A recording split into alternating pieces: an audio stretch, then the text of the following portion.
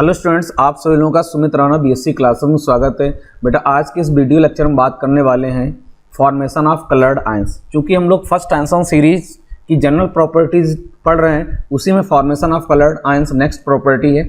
क्या होता है तो आपको बताना चाहेंगे कि जो डी ब्लॉक के एलिमेंट्स होते हैं जिनको ट्रांजिशन एलिमेंट्स कहते हैं, ट्रांजिशन एलिमेंट्स या आयन या इनके जो कंपाउंड्स होते हैं ये हमारे कलर्ड होते हैं। क्लियर? कैसे कलर्ड, कैसे कलर शो करते हैं, इस पर हम आज बात करने जा रहे हैं।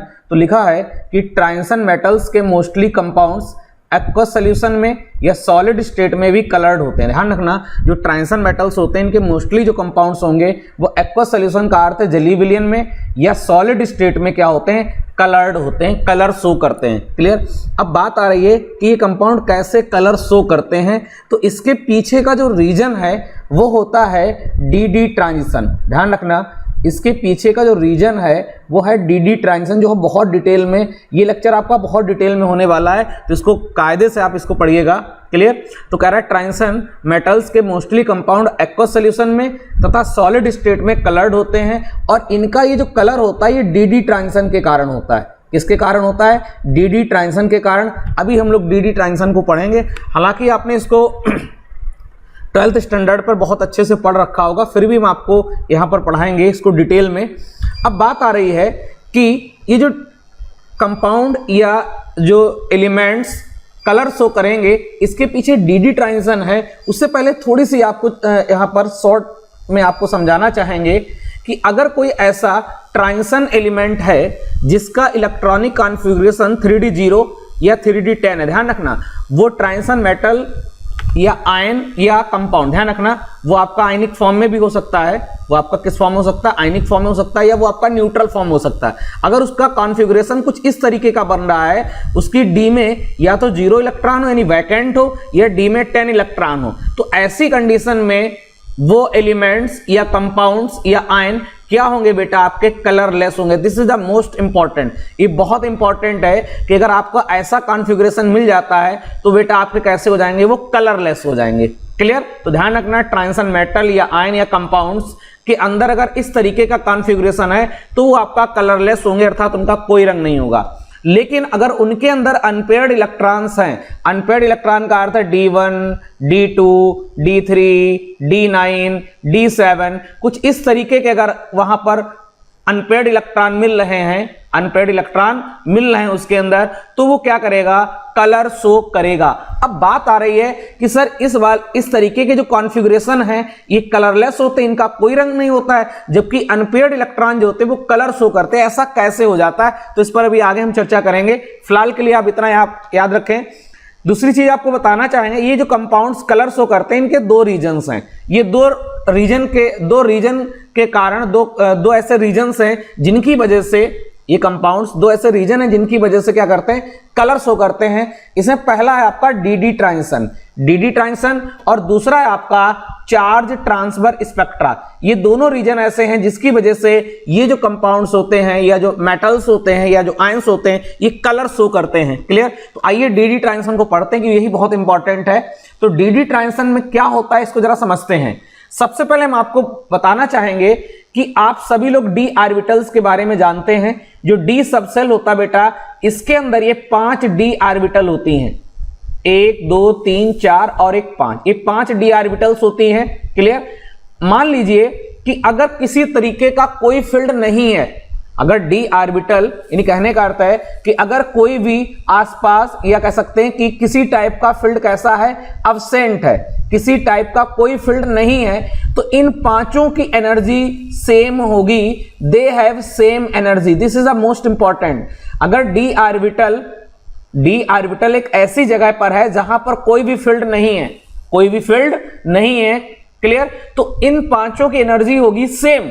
लेकिन अगर डी ऑर्बिटल एक ऐसे फील्ड में आ जाती हैं, क्लियर, एक ऐसे फील्ड में अगर डी ऑर्बिटल किसी फील्ड में आ जाती है, ध्यान रखना, अगर डी ऑर्बिटल के आसपास कोई फील्ड नहीं है तो इन पांचों का एनर्जी होगा सेम, इनको हम कहेंगे डी जनरेट ऑर्बिटल्स। क्लियर?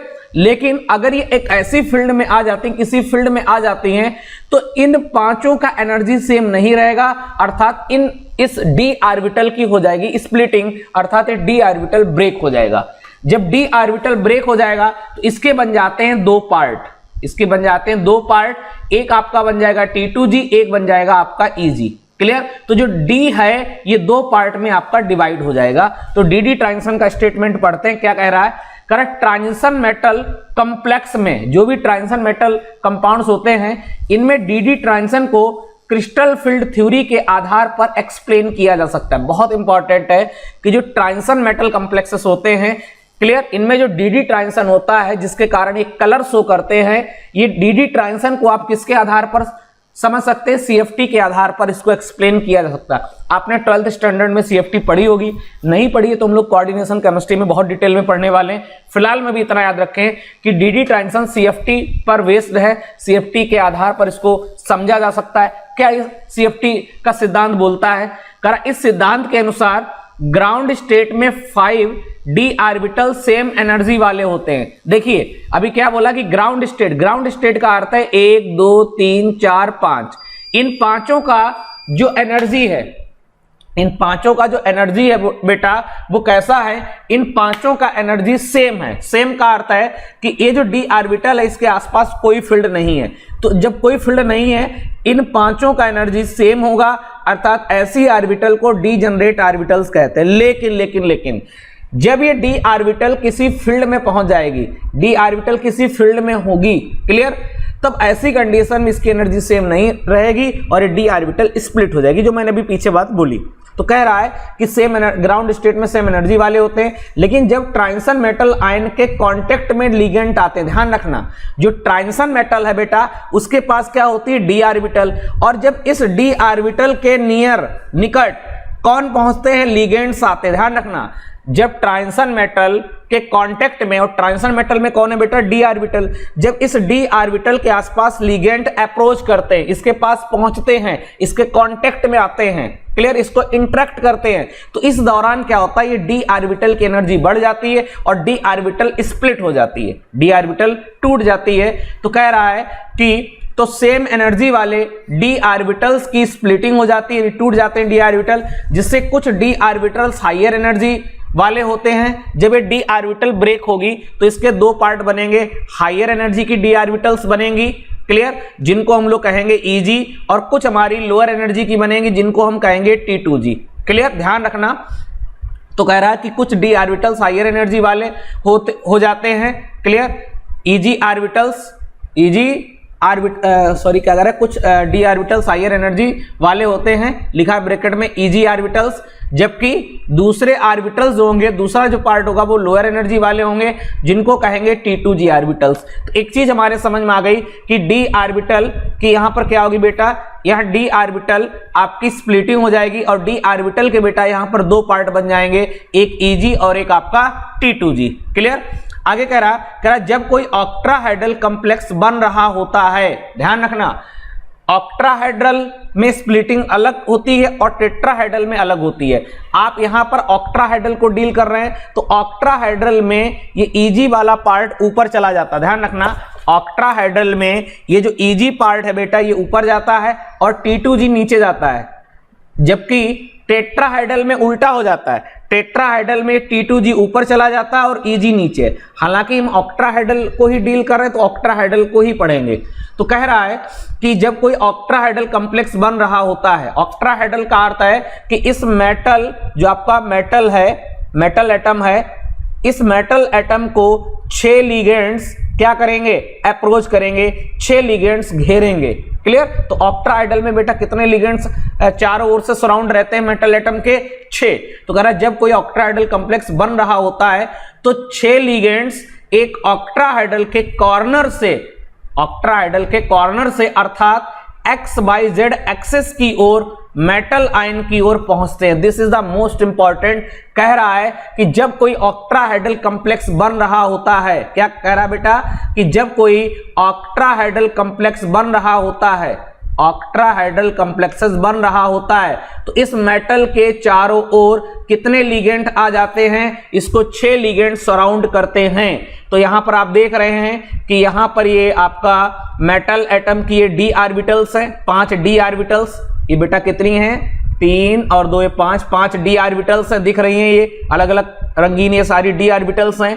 अब होगा क्या, यहां पर ये आपका x कोऑर्डिनेट, ये y कोऑर्डिनेट, ये z कोऑर्डिनेट, x का अपोजिट होगा x डैश या माइनस x, y का अपोजिट होगा y डैश या माइनस y, z का अपोजिट होगा z डैश या माइनस z।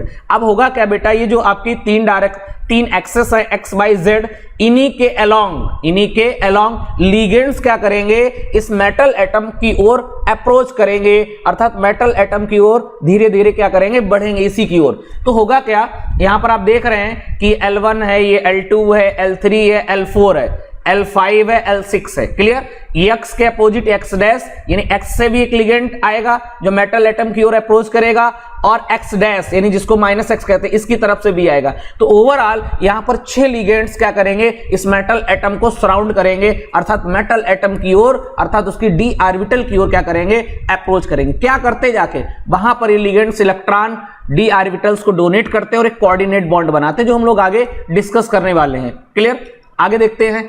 तो जब ये सारे लिगेंड्स इस मेटल एटम की ओर अप्रोच करेंगे तो इसकी वजह से क्या होगा, एक एनर्जी बढ़ेगी डी ऑर्बिटल्स की, एक डिस्टरबेंस पैदा होगा, जिसकी वजह से क्या होगा, ये डी ऑर्बिटल की बेटा क्या हो जाएगी, स्प्लिटिंग हो जाएगी। तो यहां पर आप देख पा रहे हैं ये D X Y, D Y Z, D Z X, D X square minus Y square, D Z square. अभी इन पांचों का एनर्जी सेम है बेटा, इन पांचों का एनर्जी कैसा बेटा, सेम है। इनको कहते हैं डीजेनरेट ऑर्बिटल्स, समझ में आ रहा ना। अब होगा क्या, जैसे ही ये 6 लिगेंड्स इसको अप्रोच करेंगे, मेटल एटम की ओर जाएंगे, क्लियर, तो होगा क्या, ये ऑक्टाहेड्रल के लिए समझा रहे हैं, तो बेटा ये क्या होगा, डी ऑर्बिटल 2 पार्ट में टूट जाती है। ध्यान रखना, this is the most important. इसमें एक जो पार्ट बनेगा जिसमें ये 3 आएंगे ऑर्बिटल्स, इनको कहेंगे T2G सेट, क्लियर, और ये जो 2 ऊपर जाएंगे इनको कहेंगे EG। तो ध्यान रखना, यहां पर जो हाइयर एनर्जी में जाएंगे ये EG वाले चले जाएंगे, EG सेट, यानी ये ऑर्बिटल हाइयर एनर्जी के, इसलिए ये आपकी अपर में दिखाई गई हैं। क्लियर, और ये जो होंगे आपके डी ऑर्बिटल जिनको T2G कहते हैं बेटा, इनकी एनर्जी क्या होगी, कम। क्लियर, तो जो लोअर एनर्जी के होंगे उनको T2G कहेंगे, जो हाइयर एनर्जी के होंगे बेटा उनको EG कहेंगे। ये बात क्लियर हो गई। दूसरी चीज बेटा, इनके बीच में ये कहलाता है एनर्जी गैप। ये क्या कहलाता है बेटा, एनर्जी गैप। इस एनर्जी गैप को डेल्टा O या 10dq से रिप्रेजेंट करते हैं। कहानी समझ में आ रही ना, ये इनके बीच का क्या कहलाता है, एनर्जी गैप। ओके, तो डी ऑर्बिटल स्प्लिट होगी, ये ऑक्टाहेड्रल के केस में मैं समझा रहा हूं। तो ऑक्टाहेड्रल के केस में बेटा ये वाला जो पार्ट है इसको EG पार्ट कहते हैं, और इसको आप क्या कहेंगे, T2G। तो ओवरऑल आपके समझ में आ गया है कि डी ऑर्बिटल की स्प्लिटिंग कैसे होती है। डी ऑर्बिटल की स्प्लिटिंग का अर्थ है कि जब मेटल एटम की तरफ कौन अप्रोच करते हैं, लिगेंड्स, जिसकी वजह से डी ऑर्बिटल क्या हो जाती है, ब्रेक हो जाती है। अब यहां पर बहुत अच्छे पिक्चर आपको दिख रहे हैं, कलरफुल। यहां पर ये जो आपको दिख रहा है जिसको मैंने सर्किल में लिए हैं, ये हमारे EG पार्ट कहलाता है। EG में कौन कौन जाएंगे, dx square minus Y square, dz square. यहां पर जो लोब होते हैं वो ऑन द एक्सेस होते हैं, और dz स्क्वायर में जो लोब होगा वो अलोंग द z एक्सेस होगा। T2G में ये वाले नीचे वाले T2G में जाएंगे। इसमें जो लोब्स होते हैं ये बिटवीन द एक्सेस होते हैं, जैसे यहां पर देख रहे हैं x y के बीच में लोब है, यहां पर z x z के बीच में लोब्स हैं, यहां पर y z है, ये y z के बीच में। तो यहां पर ध्यान रखना, ये जो नीचे वाला T2G के केस में यहां पर आप देख रहे हैं जो लोब्स होते हैं बेटा, ये बिटवीन द एक्सेस होते हैं। कहानी समझ में आ रही ना, चलिए बहुत अच्छी बात है। अब यहां पर डी ऑर्बिटल की दोबारा फर्दर स्प्लिटिंग समझा दी गई है। Ligand approach the metal ion on the axis के अलोंग, ये क्या करते हैं, लिगेंड्स अप्रोच करते हैं इस मेटल एटम की वजह से, जिससे एनर्जी बढ़ जाती है और डी ऑर्बिटल की स्प्लिटिंग हो जाती है। ये आपका EG पार्ट कहलाता है और ये आपका T2G पार्ट कहलाता है। क्लियर, आगे देखते हैं। अब इसका स्टेटमेंट कैसे एग्जाम में लिखना है, कह रहा है कि ऑक्ट्राहेड्रल, क्या कह रहा बेटा, कह रहा ऑक्ट्राहेड्रल कॉम्प्लेक्सेस। ये जो मैं आपको समझा रहा हूं बेटा, ये ऑक्ट्राहेड्रल के केस में मैं समझा रहा हूं। तो कह रहा ऑक्ट्राहेड्रल कॉम्प्लेक्सेस के केस में T2G लोअर एनर्जी लेवल पर होते हैं। T2G क्या होते हैं बेटा, लोअर एनर्जी लेवल पर होते हैं, जबकि EG अपर एनर्जी लेवल पर है। ध्यान रखना, ऑक्ट्राहेड्रल कॉम्प्लेक्सेस के केस में T2G बेटा लोअर एनर्जी लेवल पर होते हैं, जबकि EG अपर एनर्जी लेवल पर होते हैं। जब कॉम्प्लेक्स के द्वारा एनर्जी का स्मॉल अमाउंट एब्जॉर्ब कर लिया जाता है, जब कंपाउंड एनर्जी को एब्जॉर्ब करेगा तो एब्जॉर्ब करने के बाद क्या करेगा बेटा, इस कॉम्प्लेक्स के जो इलेक्ट्रॉन हैं जो लोअर एनर्जी ऑर्बिटल में पड़े हैं, तो उस एनर्जी को ये इलेक्ट्रॉन एब्जॉर्ब करेंगे और एब्जॉर्ब करने के बाद T2G से बेटा कहां चले जाएंगे, Eg में चले जाएंगे। दोबारा फिर समझिए, मैं बोलना ये चाह रहा हूं कि Eg आपका ये है और T2G आपका ये है, क्लियर।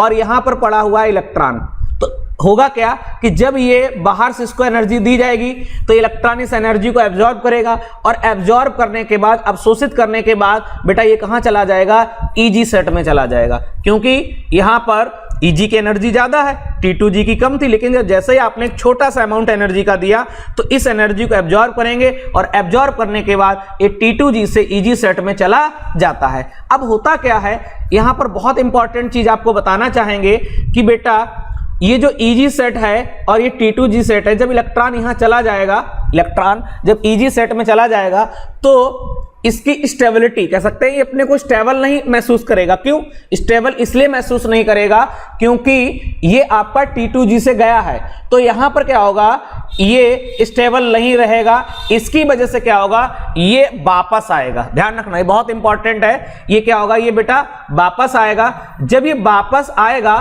तो उस दौरान क्या करेगा, ये अपनी एनर्जी को क्या करेगा, रेडिएट करेगा। दोबारा फिर समझिए, जब इलेक्ट्रॉन कहां था आपका, ये आपका T2G में था और ये इलेक्ट्रॉन Eg में था। जब ये बाहर से एनर्जी मिलेगी तो इलेक्ट्रॉन इस एनर्जी को एब्जॉर्ब करके Eg में चला जाएगा। जब ये Eg में जाएगा तो कुछ समय के बाद क्या होगा, ये क्योंकि वहां पर तो स्टेबल रहेगा नहीं, वहां पर तो स्टेबल रहेगा नहीं, तो ये क्या करेगा, ये वापस आएगा। जब ये वापस आएगा तो बेटा एनर्जी को क्या करेगा, रेडिएट करेगा, और वो एनर्जी हमको क्या करेगी, कलर की फॉर्म में दिखाई देगी। ये बहुत इंपॉर्टेंट है, ध्यान रखना। जब वो एनर्जी को रेडिएट करेगा, जब वो एनर्जी को क्या करेगा, रेडिएट करेगा, एनर्जी को एमिट करेगा, तो जब एनर्जी को एमिट करेगा तो ध्यान रखना वो एक वेवलेंथ को एमिट करेगा। जब वो एक वेवलेंथ को एमिट करेगा तो समझ जाइए एक कलर को शो करेगा। This is the most important. जब वो वापस आएगा तो जो उसने एनर्जी को एब्जॉर्ब किया था उसी एनर्जी को वापस करेगा। वो एनर्जी जो है, अगर वो एनर्जी है तो क्या करेगा, वो एनर्जी जो एमिट हो रही है तो उसमें वेवलेंथ होगी। अगर वेवलेंथ है, अगर वो वेवलेंथ शो कर रहा है तो कलर शो करेगा, और वो कलर हमको क्या करेगा, दिखाई देगा। क्लियर, आगे बढ़ते हैं। अब बात आ रही कंप्लीमेंट्री कलर क्या होते हैं। ये बहुत इंपॉर्टेंट है कंप्लीमेंट्री कलर, तो इसको थोड़ा सा समझना है कि कंप्लीमेंट्री कलर क्या होते हैं। कंप्लीमेंट्री कलर का हिंदी अर्थ होता है पूरक रंग। ये हमारा T2G सेट है और ये हमारा Eg सेट है। अब यहां पर समझना ये है कि ये इलेक्ट्रॉन ग्राउंड स्टेट में पड़ा था, जिसको हमने T2G कहा। किसको क्या कहा, T2G। बाहर से एक एनर्जी का अमाउंट आपने दिया, इस इलेक्ट्रॉन ने उस एनर्जी को एब्जॉर्ब किया और ये चला गया बेटा आपका Eg में। जब Eg में जाएगा तो Eg में जाने के बाद फिर क्या करेगा, कुछ समय के बाद फिर क्या करेगा, ये वापस आएगा। जब ये वापस आएगा तो एनर्जी को रेडिएट करेगा। अगर एनर्जी को रेडिएट कर रहा है तो एक वेवलेंथ डेवलप कर रहा है, एक वेवलेंथ रेडिएट कर रहा है, अर्थात वो एक कलर शो करेगा। लेकिन यहां पर बात समझनी ये है कि अगर उसने रेड कलर को, मान लो ये जो इलेक्ट्रॉन है, जब आपने इस पर एनर्जी डाली और मान लो इसने रेड कलर को एब्जॉर्ब किया, ये बहुत इंपॉर्टेंट है। अगर इसने रेड कलर को एब्जॉर्ब किया है तो जब ये वापस आएगा अपने ओरिजिनल स्टेट में T2G में, तब क्या करेगा बेटा, तब ये क्या करेगा, एनर्जी को रेडिएट करेगा। अर्थात कह सकते हैं ये रेड कलर को नहीं, ये अपने कंप्लीमेंट्री कलर अर्थात ये ग्रीन कलर को क्या करेगा, रेडिएट करेगा। ये बहुत इंपॉर्टेंट है। ये ब्लूइश ग्रीन बोलते हैं इसको। क्या बोलते हैं बेटा, इसको ब्लूइश ग्रीन बोलते हैं। तो ध्यान रखना कि जब इलेक्ट्रॉन पर लाइट डाली जाएगी और सपोज दैट इसने रेड कलर की लाइट इसके ऊपर डाली, तो रेड कलर की लाइट को क्या कर लेगा, ये एब्जॉर्ब करेगा, और एब्जॉर्ब करने के बाद बेटा ये कहां चला जाएगा, Eg में चला जाएगा। जब ये वापस आएगा तो रेड कलर को रेडिएट नहीं करेगा, रेड कलर का जो कंप्लीमेंट्री कलर है जिसको ब्लूइश ग्रीन बोलते हैं, नीला हरा, उसको क्या करेगा बेटा, ये रेडिएट करेगा। ओके, तो कह रहा है कि ट्रांजिशन DD ट्रांजिशन में जिस कलर की लाइट एब्जॉर्ब होती है, जिस कलर की लाइट एब्जॉर्ब होती है उस कलर का कंप्लीमेंट्री कलर शो किया जाता है। बहुत इंपॉर्टेंट है कि जो लाइट एब्जॉर्ब करेगा तो वो लाइट रेडिएट नहीं करेगा, उसका जो कंप्लीमेंट्री कलर, जो जैसे मैंने बोला कि रेड कलर को अगर एब्जॉर्ब कर रहा है तो रेड कलर का जो कंप्लीमेंट्री कलर है वो ब्लूइश ग्रीन होता है, जिसको नीला हरा बोलते हैं। क्लियर, उसको क्या करेगा, ये शो करेगा। तो कह रहा है लाइट को एब्जॉर्ब की जाती है, जिस कलर की लाइट एब्जॉर्ब की जाती है उस कलर का कॉम्प्लीमेंट्री कलर शो किया जाता है, प्रदर्शित किया जाता है, तथा कंपाउंड या एक्वस आयन भी वही कंप्लीमेंट्री कलर शो करता है। बहुत इंपॉर्टेंट है कि यहां पर जो भी कलर प्रदर्शित करेगा, जो भी कलर यहां पर दिखाई देगा, वो उसका कॉम्प्लीमेंट्री कलर होगा, अर्थात पूरक रंग होगा। क्लियर? अभी हम लोग आगे डिस्कस करेंगे। यहां पर आप देख रहे हैं एक पूरा जो दिख रहा है कॉम्प्लीमेंट्री कलर है। कॉम्प्लीमेंट्री कलर का अर्थ है जैसे मान लो उसने येलो कलर को एब्जॉर्ब किया है तो वो वायलेट को क्या करेगा, रेडिएट करेगा। या मान लो उसने रेड वायलेट कलर को क्या किया, एब्जॉर्ब किया, तो वो येलो ग्रीन को क्या करेगा, रेडिएट करेगा। सपोज दैट अगर उसने रेड कलर को, यहां पर जो आपका रेड कलर दिख रहा है, एक मिनट कलर को चेंज कर देते हैं, यहां पर आप देख रहे हैं रेड कलर, अगर इसने रेड कलर को एब्जॉर्ब किया तो किसको रेडिएट करेगा, ये ग्रीन कलर को रेडिएट करेगा। तो ये जो आपको दिख रहे हैं बेटा कॉम्प्लीमेंट्री कलर होते हैं पूरक। पूरक रंग का अर्थ है कि अगर पर्टिकुलर एक रंग को वो एब्जॉर्ब करेगा तो जब रेडिएट करेगा तो रेडिएट उसका कॉम्प्लीमेंट्री कलर होगा, पूरक रंग होगा। समझ में आ रहा ना? चलिए आगे बढ़ते हैं। यहां पर आप देख रहे हैं कि कुछ मैंने कॉन्फ़िगरेशन लिए, जैसे कॉपर पॉजिटिव है, Cu पॉजिटिव, तो बेटा यहां पर क्या है, 3D10 है, 3D10, zinc double positive 3D10, Hg double positive 5D10। मैंने भी स्टार्टिंग में कहा था कि D0 और D10 वाले जो कॉन्फ़िगरेशन होते हैं, D0 D10 वाले जो कॉन्फ़िगरेशन होते हैं, इनमें DD ट्रांजिशन नहीं होता है। इस वजह से बेटा क्या होते हैं, ये कलर शो नहीं करते हैं, अर्थात एक कलरलेस होते हैं। तो लिखा है नो DD ट्रांजिशन, इनमें DD ट्रांजिशन नहीं होगा। क्यों नहीं DD ट्रांजिशन होगा, उसका कारण इन्होंने बताया है कि कंप्लीटली फिल्ड d ऑर्बिटल, इनकी जो d ऑर्बिटल होती है बेटा वो आपकी कैसी होती है, कंप्लीटली फिल्ड होती है। ध्यान रखना, इनकी जो d ऑर्बिटल होती है वो कंप्लीटली फिल्ड होती है, इसकी वजह से इनमें DD ट्रांजिशन नहीं होता। ऐसे नीचे स्कैंडियम 3 पॉजिटिव, टाइटेनियम 4 पॉजिटिव, इसमें भी 3D0। क्लियर? अब चूंकि इलेक्ट्रॉन तो है नहीं तो इलेक्ट्रॉन क्या ट्रांजिशन करेगा, तो कह रहा है नो DD ट्रांजिशन। क्यों नहीं होगा, कारण क्या है बेटा, इनमें बैक एंड d ऑर्बिटल होती है। बेटा क्या होती है, बैक एंड d ऑर्बिटल होती है, जिसकी वजह से बेटा ये क्या होते हैं, कलरलेस होते हैं, इनमें कोई कलर नहीं होता है। लेकिन जो नीचे का आपका एग्जाम्पल है बेटा Cu double positive ion, clear, ये बेटा कलर्ड होता है। क्यों कलर्ड होता है, क्योंकि यहां पर D9 है, एक अनपेयर्ड इलेक्ट्रॉन मिल गया। अगर अनपेयर्ड इलेक्ट्रॉन है तो क्या होगा, वो एक d ऑर्बिटल से दूसरी d ऑर्बिटल में चला जाएगा और कलर शो करेगा। यहां पर आपको बताना चाहूंगा कि Cu double positive ion red colour को एब्जॉर्ब करते हैं। जब इनके ऊपर व्हाइट लाइट डाली जाती है तो उस व्हाइट लाइट में से एक लाइट जो है रेड कलर की, उसको एब्जॉर्ब करते हैं, और एब्जॉर्ब करने के बाद जब ये रेडिएट करेगा तो रेड कलर को नहीं करेगा, कॉम्प्लीमेंट्री। तो रेड कलर का कॉम्प्लीमेंट्री कलर यहां पर क्या लिया गया है, ब्लूइश ग्रीन लिया गया है, जिसको नीला हरा कहते हैं। थोड़ा सा यहां पर और समझते हैं, एक एग्जांपल आपके सामने है, क्लियर। लेकिन उससे पहले थोड़ा सा हम आपको बताना चाहेंगे यहां पे कि जैसे मान लो अभी आपने Cu डबल पॉजिटिव की बात की थी, तो होता क्या है कि जब ये d ऑर्बिटल टूटता है, जैसे मान लो यहां पर ये T2g है, क्लियर, और ये आपका Eg है, ये आपका क्या है, Eg है, और यहां पर सपोज दैट 3D1 की बात चल रही, 3D1 मान लो, यहां पर इलेक्ट्रॉन है, कोई एनर्जी दी, इस एनर्जी को इसने एब्जॉर्ब किया, और एब्जॉर्ब करने के बाद ये Eg में चला जाएगा।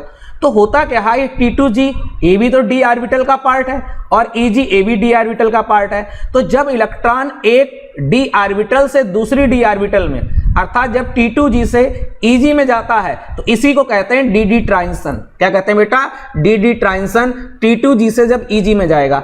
अब बात आती है 3D0 या 3D10, मान लो 0 की बात आ रही है, तो 0 का अर्थ बेटा क्या है, 0 का अर्थ है बेटा कोई इलेक्ट्रॉन ही नहीं है। जब इलेक्ट्रॉन ही नहीं होंगे तो ट्रांजिशन किसका होगा, ट्रांजिशन तो इलेक्ट्रॉन का होता है ना। तो 3D0 का अर्थ इलेक्ट्रॉन ही नहीं है, तो इसमें कोई ट्रांजिशन नहीं हुआ। अब 3D10 की बात करें तो 3D10 का अर्थ क्या है बेटा, ये d ऑर्बिटल पूरी तरीके से भरी है, फुल्ली फिल्ड है। अब एनर्जी दोगे तो इलेक्ट्रॉन जाएगा ही नहीं, क्योंकि ऊपर तो जगह ही नहीं है बेटा Eg में। तो यहां पर जो D10 है ये फुल्ली फिल्ड है, इसकी वजह से क्या होगा, इसमें ट्रांजिशन पॉसिबल नहीं होगा। क्लियर। अब वापस आते हैं, यहां पर एक चीज और आपको बताना चाहेंगे, यही कंप्लीमेंट्री कलर में वापस आ जाइए आप सभी लोग। कंप्लीमेंट्री कलर में हम एक चीज आपको बताना चाहेंगे कि कोई सबस्टेंस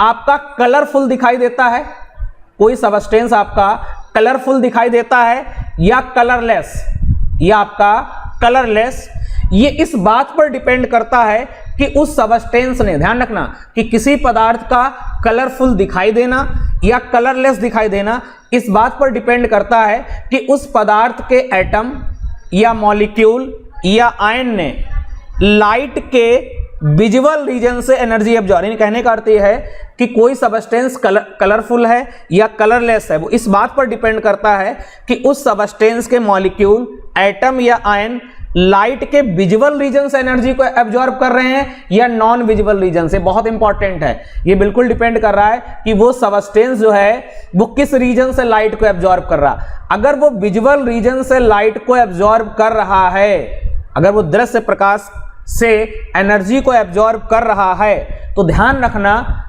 जब वो एब्जॉर्ब करने के बाद जब वो हायर में जाएगा और हायर में जाने के बाद फिर वो वापस लौटेगा तो ध्यान रखना वो जब एनर्जी को रेडिएट करेगा तो उस एनर्जी को जब वो रेडिएट करेगा तो वहां पर जो कलर आएगा वो कलर हमको दिखाई देगा। सॉरी, बहुत इंपॉर्टेंट है।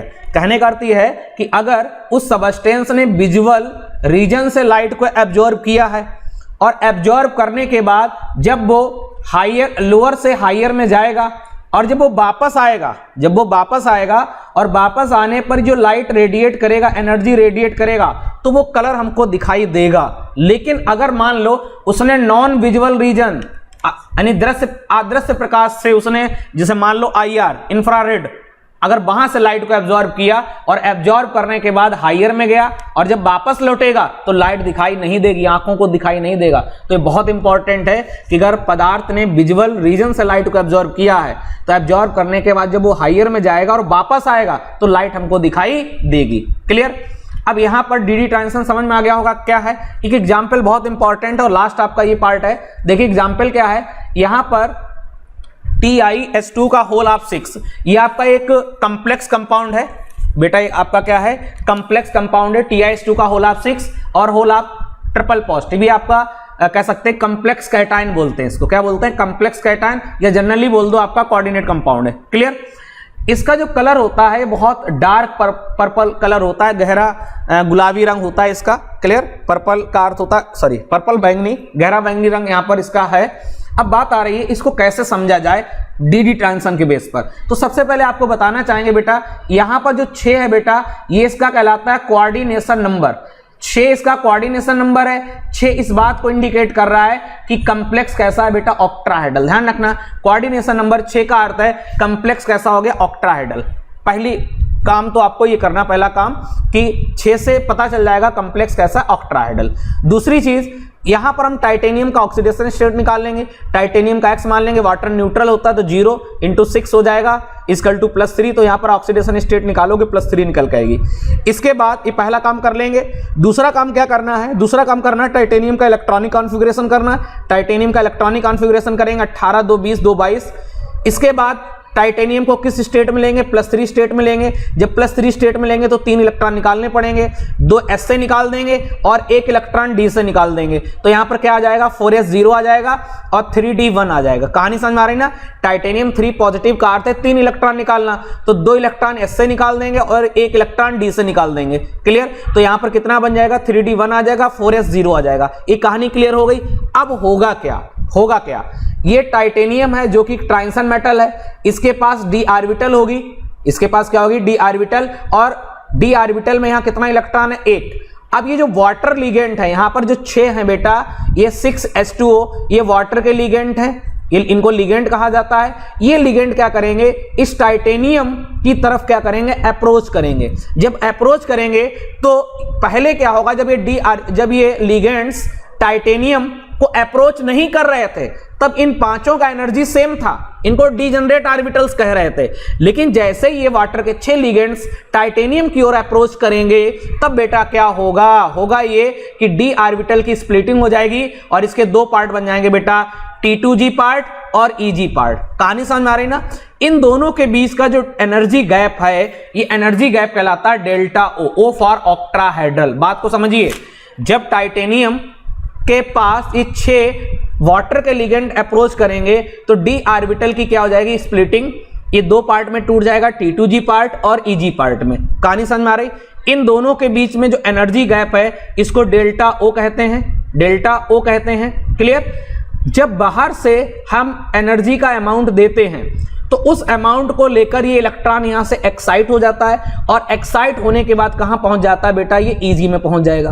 क्या पहुंच जाएगा? ईजी में। ईजी में पहुंचने के बाद, ईजी में पहुंचने के बाद जब ये वापस आता है तो बेटा ये एनर्जी को क्या करेगा? एमिट करेगा। अगर एनर्जी को एमिट कर रहा है तो एक वेवलेंथ को एमिट कर रहा है, अगर एक वेवलेंथ को एमिट कर रहा है तो एक कलर को शो करेगा और वो कलर हमको क्या होगा? दिखाई देगा। एक बात आपके समझ में आ गई।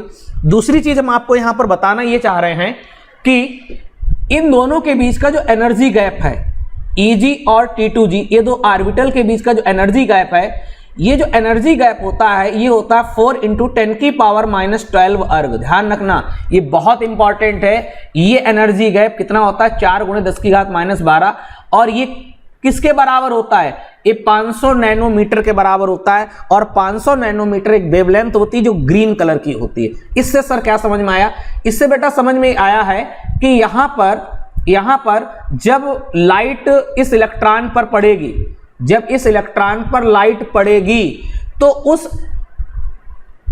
ये जो लाइट इस इलेक्ट्रॉन पर पड़ रही है तो ये इलेक्ट्रॉन क्या करेगा? इस एनर्जी को एब्जॉर्ब करेगा और एब्जॉर्ब करने के बाद ये हायर में चला जाएगा, फिर ये वापस आएगा, लाइट को शो करेगा। मैं बोलना चाह रहा हूं कि इन दोनों के बीच में जो एनर्जी गैप है वो एनर्जी गैप इतना होता है।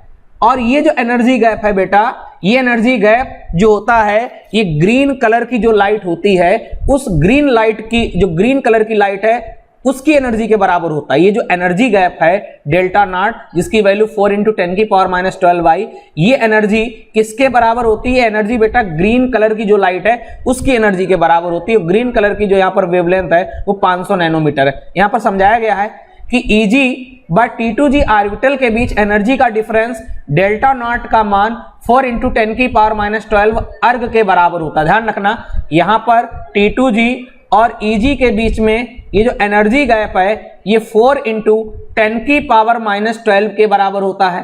क्लियर? ये जो एनर्जी गैप है कह रहा 4 × 10⁻12 अर्ग के बराबर होता है, जो कि 500 नैनोमीटर वेवलेंथ की लाइट की एनर्जी है। ध्यान रखना, ये जो 4 × 10 की पावर है वो तो इनका एनर्जी गैप है, लेकिन दूसरी तरफ ये एनर्जी गैप किसका है? सॉरी, दूसरी तरफ ये जो एनर्जी है, यहां पे तो एनर्जी गैप बता दिया गया कि इन दोनों की बीच एनर्जी गैप इतना है, लेकिन दूसरी तरफ बेटा ये एनर्जी किसकी है? ये ग्रीन कलर की लाइट की एनर्जी होती है। किसकी होती है बेटा? ये ग्रीन कलर की एनर्जी की लाइट होती है। इसका अर्थ क्या हुआ? इसका अर्थ हुआ है कि इलेक्ट्रॉन ने किस कलर को एब्जॉर्ब किया है? ग्रीन कलर को एब्जॉर्ब किया। ध्यान रखना, उसने क्या किया है? उसने 500 नैनोमीटर वेवलेंथ की लाइट को क्या किया है? एब्जॉर्ब किया। और 500 वेवलेंथ किसकी होती है? ग्रीन कलर की होती है। ग्रीन कलर की होती है। तो कह रहा है यदि सबस्टेंस को व्हाइट लाइट में श्वेत प्रकाश में रखा जाएगा तो क्या होगा? उससे ग्रीन पार्ट का ये एब्जॉर्प्शन कर लेता है, यानी ये पदार्थ ग्रीन कलर को अवशोषित कर लेता है, करके इसका T2g इलेक्ट्रॉन Eg ऑर्बिटल में चला जाएगा। जब ये वापस अपनी ओरिजिनल स्टेट में लौटता है तो ये वायलेट कलर को रेडिएट करता है। मैंने क्या बोला कि हमेशा कॉम्प्लीमेंट्री कलर ये शो करता है, हमेशा पूरक रंग शो करता है। क्लियर? जिसकी वजह से कलर शो करेगा और वो हमको दिखाई देता है। इस प्रकार के ट्रांजिशन को DD ट्रांजिशन कहते हैं। दोबारा फिर मैं आपको बोलना चाह रहा हूं कि यहां पर ये बेटा जो एनर्जी गैप है डेल्टा नॉट, ये दिया है 4 × 10⁻12, और यही एनर्जी जो गैप होता है यहां पे तो T2g और Eg के बीच में है, और यही दूसरी तरफ बेटा ये एनर्जी किसकी होती है? ये कह रहा है ग्रीन कलर के लाइट की एनर्जी है। कह रहा है कि 4 × 10⁻12 अर्ग के बराबर होता है, जो कि 500 नैनोमीटर वेवलेंथ के लाइट की एनर्जी है। ये दूसरी तरफ किसकी एनर्जी होती बेटा? ये आपके ग्रीन कलर की एनर्जी होती है, और ग्रीन कलर की बेटा वेवलेंथ यहां कितनी है? 500। इससे समझ में क्या आया? इससे समझ में आया कि इसने ग्रीन कलर की लाइट को एब्जॉर्ब करेगा और इसके एवरेज में, इसके रिप्लाई में ये वायलेट कलर की लाइट को क्या करेगा? रेडिएट करेगा, जो हमको दिखाई देगा। इसी को क्या कहते हैं? DD transition. आपके सामने टेबल है, इस टेबल में बहुत सारे आपके ट्रांजिशन मेटल के कॉन्फ़िगरेशन दिखाए गए। यहाँ पर कुछ चीजें मैं समझाना चाह रहा हूं। जैसे यहाँ पर 3D 0 है और 3D 10 है, 3D 10 है। अब इनमें तो ट्रांजिशन होगा नहीं, कलरलेस होंगे। क्यों भाई? D ऑर्बिटल फुल्ली फिल्ड है, तो D orbital fully fielded transition नहीं होगा, अर्थात कलरलेस होंगे। लेकिन बीच वाले ये सब आपके देख रहे हैं, इनमें सब में अनपेयर्ड इलेक्ट्रॉन है, इनके अंदर आपके क्या अनपेयर्ड इलेक्ट्रॉन होने की वजह से बेटा ये सब क्या करेंगे, कलर शो करेंगे। उम्मीद है ये वीडियो लेक्चर आपको बहुत समझ में आया होगा, आपकी बहुत हेल्प करेगा और ये बोर्ड एग्जाम में बहुत ज्यादा पूछा जाता है। क्लियर? अब मिलते हैं अपने नेक्स्ट वीडियो लेक्चर।